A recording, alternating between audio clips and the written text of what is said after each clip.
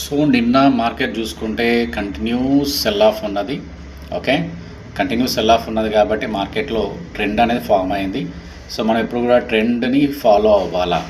Trend is your friend అంటారు. Okay, so that's why 85 దగ్గర entry తీసుకుంటే ఇట్ గాన్ టు 150.